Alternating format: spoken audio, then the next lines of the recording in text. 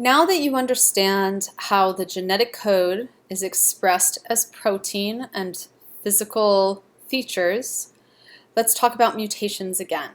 Because we talked about mutations in the past. We've talked about how mutations are a mistake when the genetic code is copied from parents to offspring.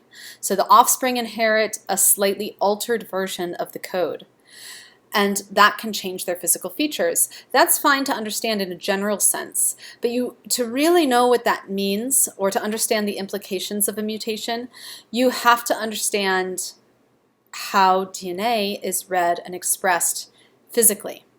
So again, mutations are mistakes in the DNA copy that is inherited by future cell generations.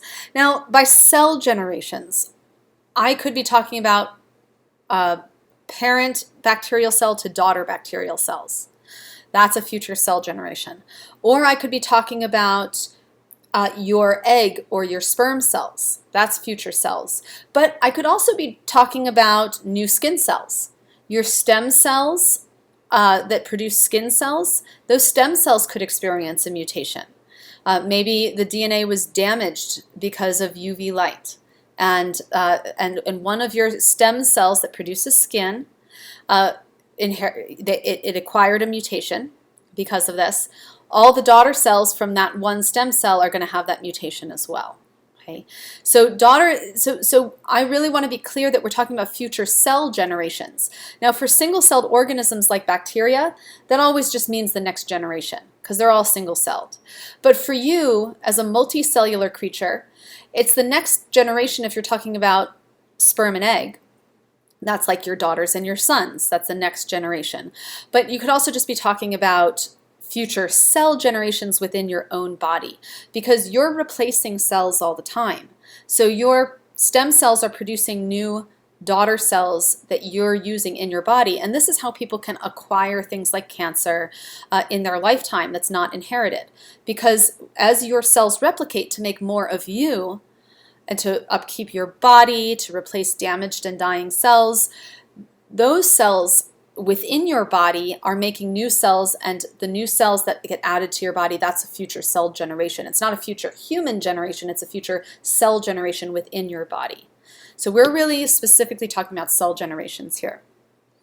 All right, so there are three main styles of mutation. There are silent mutations, base substitutions, and frameshift mutations. And there's a little bit of overlap. So a silent mutation is a mutation that doesn't do anything. It has no outward expression. So what I mean is the DNA is changed, but the protein is not changed. Okay, or it's not changed in a way that changes its function at least. So one way you can get a silent mutation is if there's a mutation in junk DNA, which I should have added to this. So there's one bullet point that should be on here that's not. One way to get a silent mutation is if junk DNA is mutated. So you have all this DNA that codes for protein, and you have a bunch of DNA that controls, when that DNA is expressed and when it's not and how much is expressed. But then you have a whole bunch of junk DNA that does absolutely nothing. It's not read, it's completely ignored by the cell. It's just accrued over time. That's all. It's like it doesn't do enough damage to have it there for it to harm the cell's ability to reproduce. So, you have chapters and you have junk. The chapters are the genes and they're separated by a bunch of junk. If that junk mutates, well, who's going to notice, right? Because it's not being used anyway. No enzymes are reading the junk DNA. It's just ignored. So it really doesn't matter how that changes for the organism. It matters for us as humans because when we sequence DNA, we can keep track of what junk DNA has mutated and which hasn't, and that helps us track who's related to who in the biological world, right? But in terms of an organism's survival, that doesn't get expressed. Those are silent mutations. So that's the first bullet point that's not on there. So junk DNA. Mutations in junk DNA is a silent mutation. Mutations in the third position in a codon. So we talked about those three-letter words. I'm going to go back to them. Oops, did I go too far? I did. Here.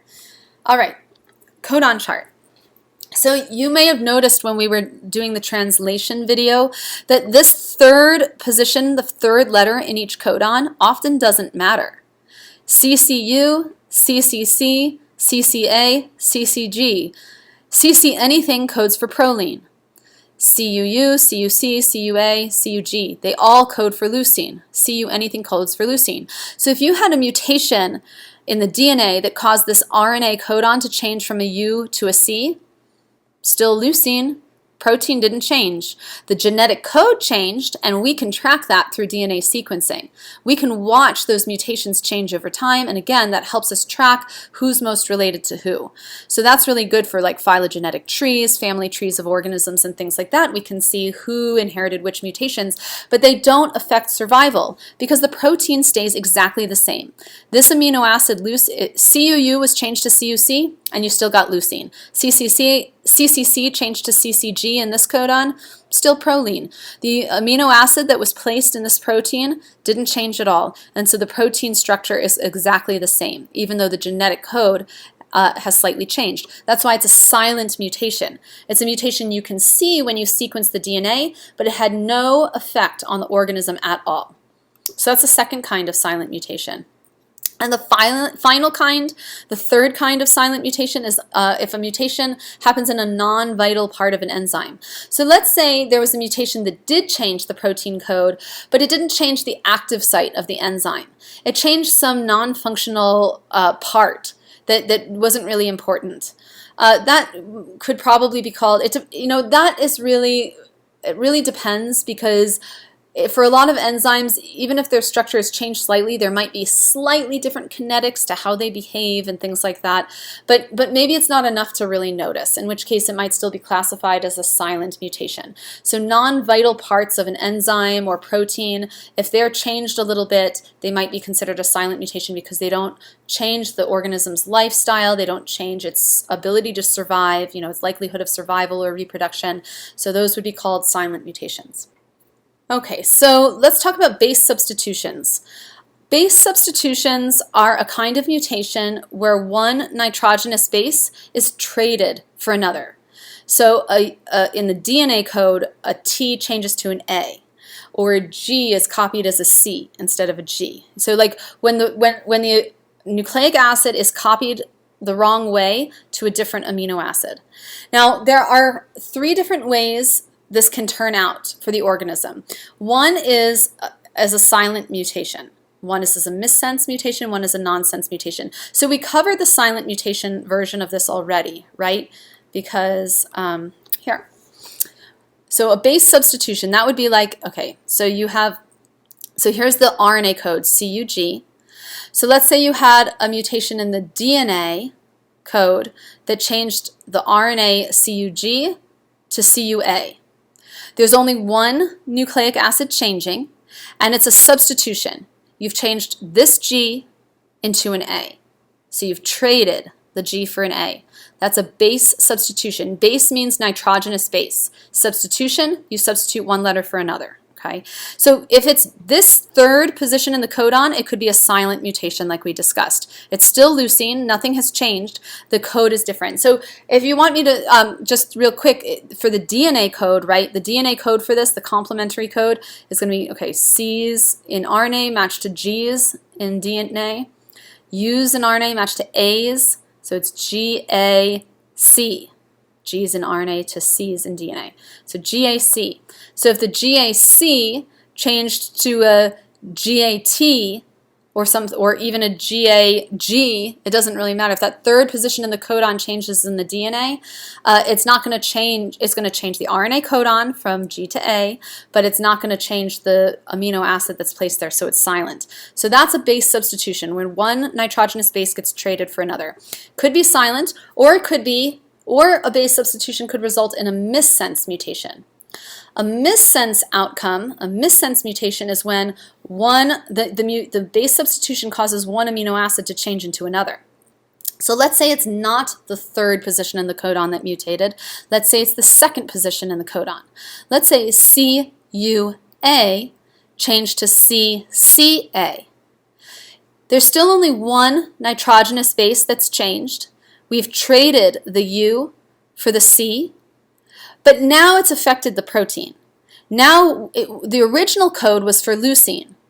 The mutant code codes for proline. So now we've placed a different amino acid into the protein. The wrong amino acid is in the protein now.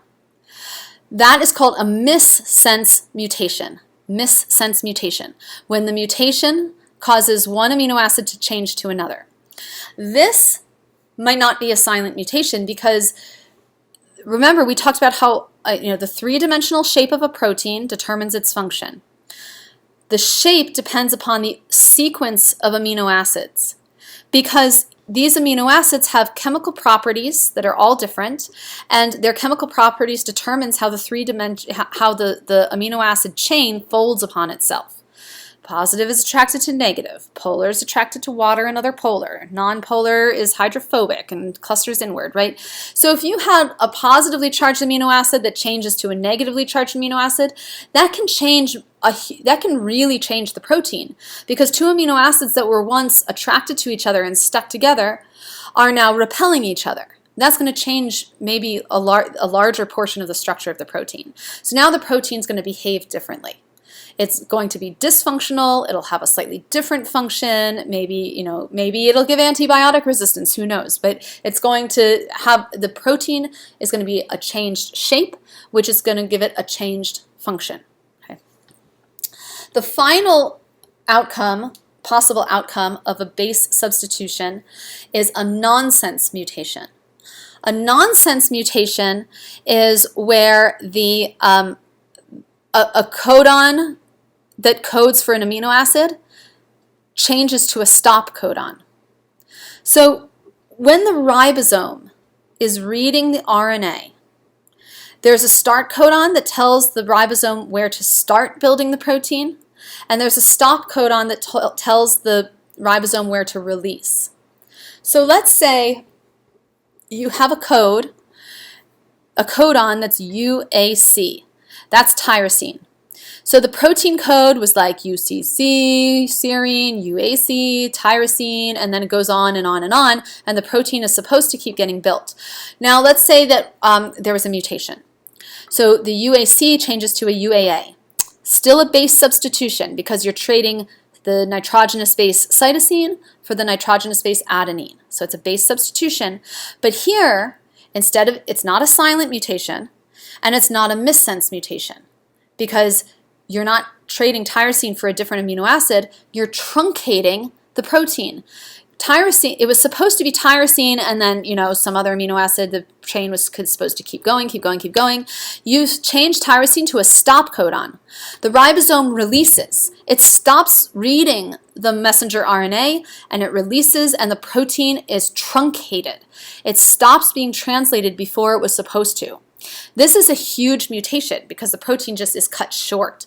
So this is probably going to cause a completely non-functional protein in this case. This is called a nonsense mutation. A nonsense mutation where a codon that was supposed to add an amino acid now becomes a stop codon and it makes the ribosome stop translating and cuts the protein short.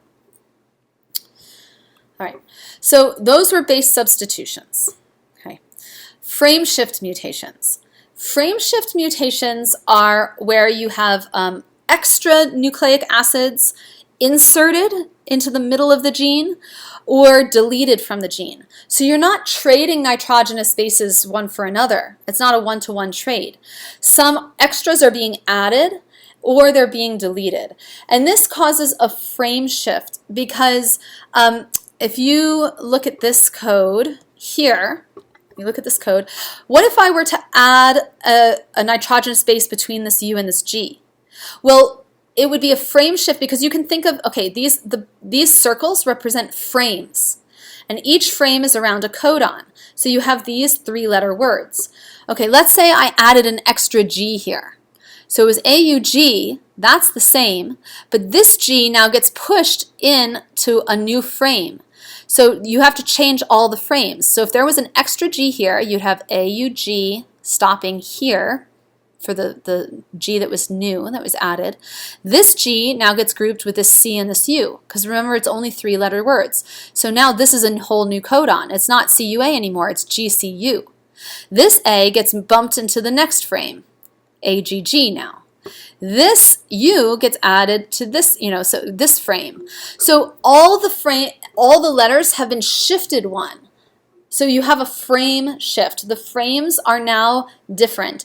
So if you have an insertion here, everything after the insertion is different because you've moved everything down one. So it's sort of like if you think about it, these frames haven't moved, the letters have been shifted over so that they're now encompassing a different grouping. Okay. The same with the deletion. So what if I got rid of this G? Well, if I got rid of this G, there still has to be 3 letters in the codon. So this C gets bumped over here, and now it's AUC. And then these all get bumped over, so now it's UAG, because this G gets bumped, this A gets bumped, this U gets bumped, right? So everything gets bumped over one. Every single codon is now different because the frames around the codons have been bumped 1 letter, to the left or to the right, depending on whether you're talking about an insertion or deletion. So every single codon is going to be different after the insertion or deletion. So insertions or deletions are called frameshift mutations, and they have quite a dramatic effect on the resulting protein. All right, so those are the different kinds of mutations you can get. Base substitution and frameshift. Base substitutions can be silent, and this is the list of silent mutations. Right. Mutations can alter the amino acid sequence. If the amino acid sequence is altered, that's going to alter the 3-dimensional shape of the protein. That's going to alter enzyme and protein function.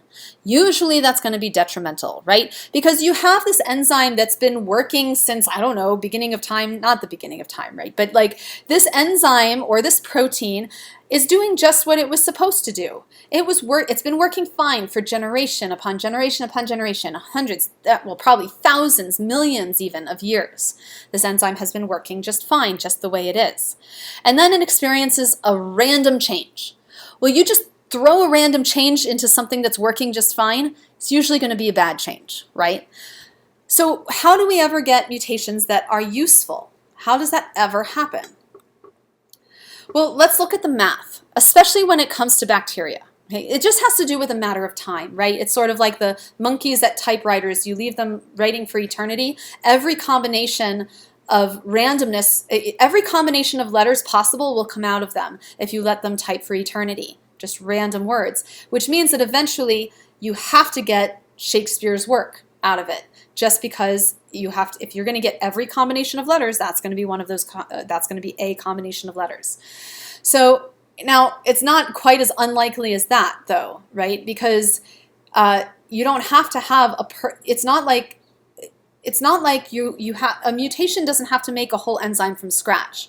It gives a very slight modification to an existing protein in most cases. And slight modifications have a chance to be good, okay, depending on the environment in which the organism finds itself. So let's talk about how mutations happen and the repercussions as it pertains to bacterial cells. So there are protective measures against mutations. You don't want things changing randomly willy-nilly.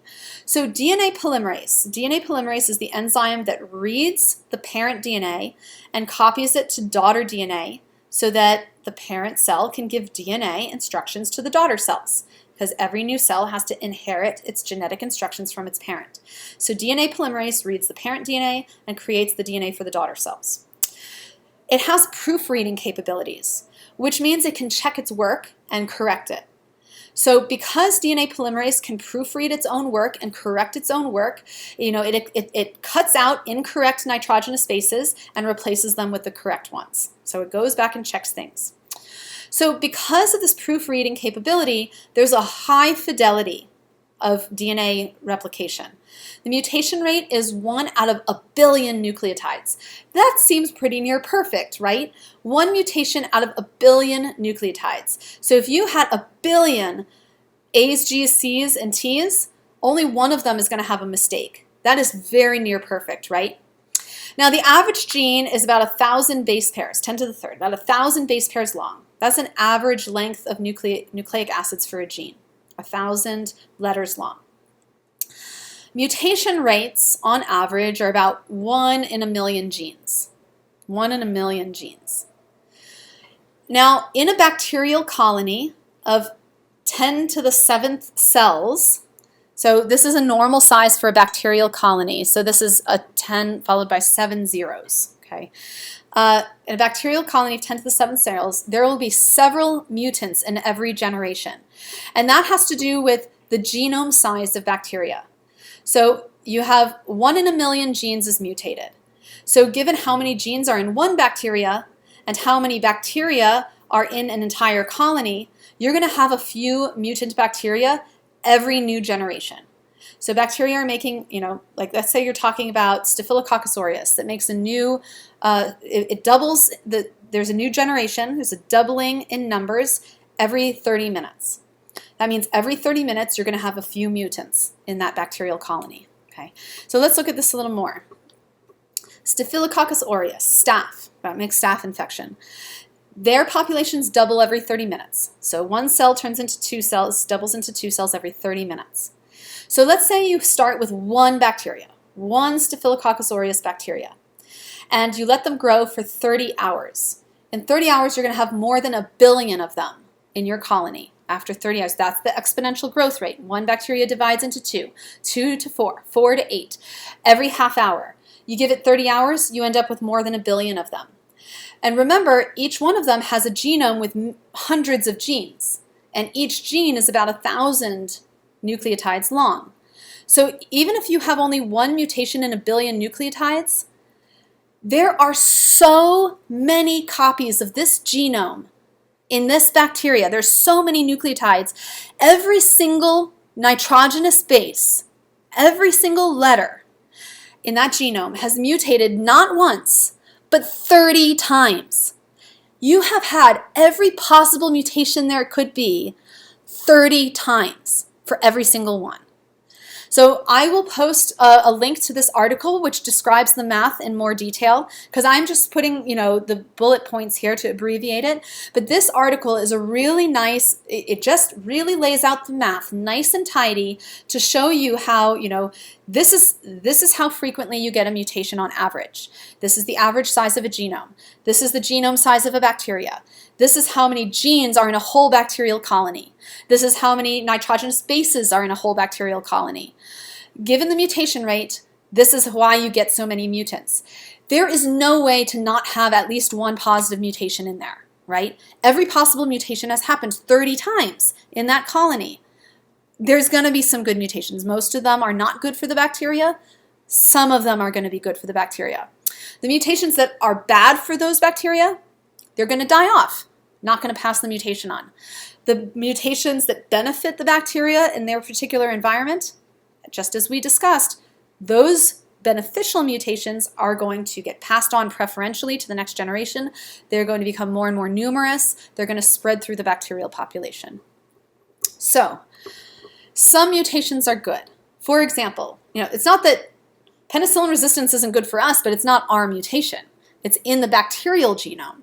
It's good for the bacteria, right? They want to be resistant to poisons. So penicillin resistance is an example of a mutation that has a positive effect on the bacteria that experience the mutation. It's good for them, right? In certain environments. Those the penicillin resistance. It's from the altered transpeptidase enzyme, remember. So the site of transpeptidase that binds to penicillin is altered, so it cannot bind to the drug. So the drug, it's immune from the drug. Now, a mutagen is a chemical that alters DNA at random locations. It increases the average mutation rate.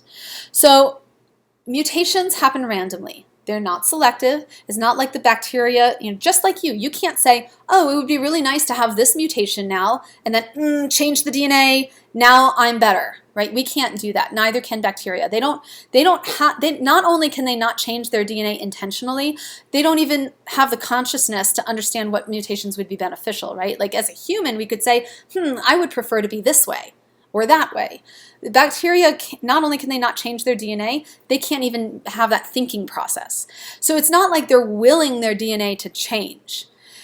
Mutations happen randomly. Mutations that are beneficial help the bacteria survive, help them reproduce, they get passed on to the next generation, inherited, right? Mutations that are bad cause the bacteria to die. They don't replicate. They don't pass the genes on to the next generation. Simple as that. All the kinds of mutations are happening. Good ones help the bacteria survive. Bad ones die off, right?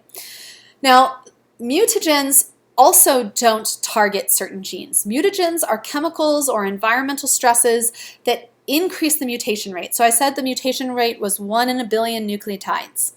Well, a mutagen is a chemical that might increase the rate of mutation 10 to 1,000 times. So maybe it's 1 in a million nucleotides now instead of 1 in a billion, or even 1 in 1,000, right? So they just make mutations happen faster. Examples of mutagens would be certain chemicals that damage the DNA, UV light that damages the DNA. If DNA is damaged, then DNA polymerase that's reading the DNA to build a new copy for the next generation is not going to be able to read it correctly, and it's going to read it wrong and create a different, it's not going to copy the code correctly if the DNA is damaged. So mutagens can alter nucleotides. Mutagens can alter which nucleotides pair with which. So there's certain chemicals that can alter the base pairing rules. So instead of an A binding with a T, maybe an A would bind with a C, where it's not supposed to bind that way, but maybe it would. So it's going to base pair them incorrectly. Mutagens can cause frame shifts by adding nucleic acids, insertions, or deleting nucleic acids, deletions. And mutagens can cause thymine dimers. So thymine dimers, if there's two T's, two thymines next to each other in the DNA strand, it'll cause them to bind covalently with each other. Then they can't be separated. And so when DNA polymerase is trying to read the code to copy it, it's not going to copy it correctly because it can't tell what the hell that is. All right, so your book will talk about mutagens, but a mutagen is just, it's still random mutations. They are happening just random locations across the genome. They're not targeted, but they're just happening faster than they would happen in the absence of the mutagen.